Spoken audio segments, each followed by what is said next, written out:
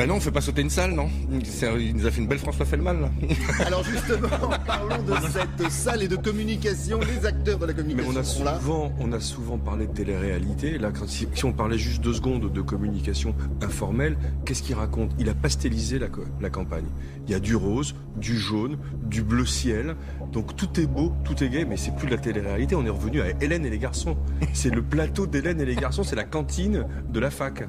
Lui, il est au milieu de tout ça comme un évangéliste, c'est ce qu'on disait tout à l'heure, en train de hurler comme un gourou, mais il est presque effrayant. Oui, parce que dans le montage, on avait le premier meeting emblématique d'Emmanuel Macron, et là, celui de Marseille samedi, idem. J'ai regardé tout le meeting hier soir, je l'ai regardé sur YouTube pour être précis, mais je me suis endormi. Il n'a strictement rien annoncé d'intéressant. Est-ce qu'on a atteint ce week-end les limites et du personnage et de la communication politique? Moi je pense parce que quand on regarde sa gestuelle, uniquement sans écouter, faites l'exercice, il imite Nicolas Sarkozy. Il bouge les épaules, il bouge la tête comme ça. Il a la gestuelle de Sarkozy. On a l'impression qu'il a... Et vous pensez que ça a été étudié ? De Hollande, la gestuelle de Sarkozy. En gros, c'est une sorte de synthèse. Emmanuel Macron, c'est un produit, je suis tout à fait d'accord avec ce qui a été dit, c'est un produit qui a été fabriqué. Il est probablement le jouet ou la marionnette de quelqu'un qui aurait aimé pouvoir se présenter, mais qui malheureusement n'en a pas pu. On va y revenir. C'est donc le nom que vous avez prononcé, mon cher Christophe. Et finalement, il prend un petit peu de chacun. Mais au fond, ça donne quoi? Ça donne rien. C'est pas un produit. On parlait de marketing. C'est un trou noir. On a une marketing. Alors évidemment, on va en avoir des problèmes à la toutes les composantes politiques, on est mort. C'est-à-dire que c'est ça, c'est une espèce de force, mais il n'y a rien, c'est un candidat de synthèse, voire un artefact pur et dur, quoi. Un artefact. Non, mais c'est le triangle des Bermudes, je suis d'accord. Ouais, c'est ça, c'est le triangle des Bermudes. Et il retire de toute matière les choses. Après, et j'en souris d'habitude, je suis plutôt en colère parce que enfin. Oui, c'est vrai, là vous avez l'air de pas résigné, mais. Parce qu'on va pas se raconter de bêtises, ce type est dangereux. Il est dangereux, son programme est dangereux. Les Français, ils sont bons. Pas bonjour à moi. Oui, j'ai jamais dit comme ça.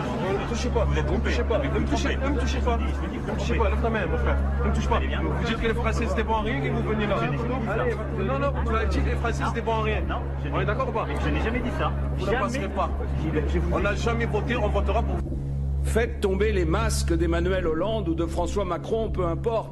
Nos compatriotes se moquent bien de ce bal masqué politique. Ils savent bien que sous un pavillon de complaisance différent, c'est bien la même marchandise frelatée qui se trouve dans les cales et c'est surtout le même équipage.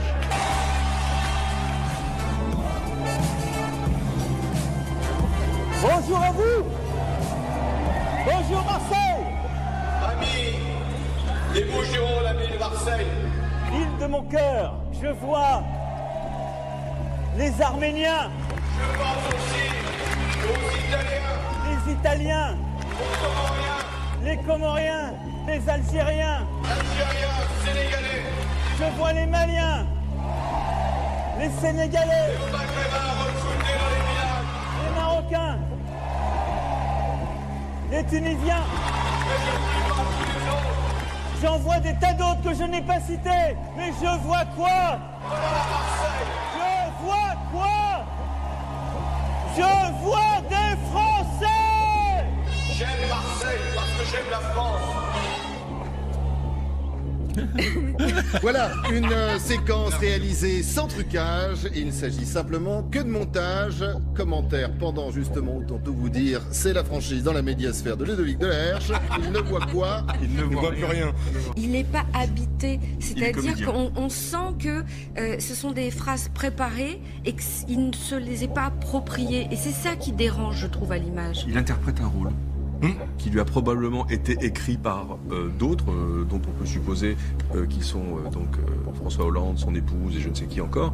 Mais il interprète un rôle. N'oublions pas qu'il a connu sa femme dans un cours de théâtre il y a déjà 20 ans, 25 ans, et finalement, il n'est peut-être pas autre chose qu'un comédien de planche qui interprète un rôle que d'autres veulent écrire pour lui. Alors, on est au théâtre, on regarde une tragédie qui se dessine avec un homme qui a appris à se mettre en scène. Vous allez au match? Oui, exactement, c'est ça. Je cherchais mes lunettes chez moi, oui. Ah, donc vous quittez le meeting d'Emmanuel Macron pour le match, quoi. C'est pour ça, oui. Vous partez déjà? Ah oui, je suis très ennuyeux. Pourquoi? Vous lisez ça, il tourne les pages. Moi, je voudrais une visée pour le pays, quand même. Je pense qu'il va pas assez au fond des choses. C'est trop superficiel pour moi. Il reste dans la banalité, quand même, je trouve. Beaucoup de thèmes, mais pas assez d'idées concrètes. Et de programmes. Nous, on veut un véritable changement. On veut pas que des belles promesses comme tous les autres candidats ont déjà fait, en fait. Il se met en valeur à travers un autre parti. Et ça, c'est hyper dommage. Enfin, ils ont que le mot FN à la bouche, en fait. Macron, c'est un agneau de lait pour moi. Il a pas le charisme. Il faut attendre un peu. C'est du vide. C'est du vent, quoi, ce qu'il dit. Oui, voilà, dépend de son programme, je sais pas, mais là, c'est que des trucs qui jouent sur les émotions, etc. Enfin, je t'en pas ça d'un président.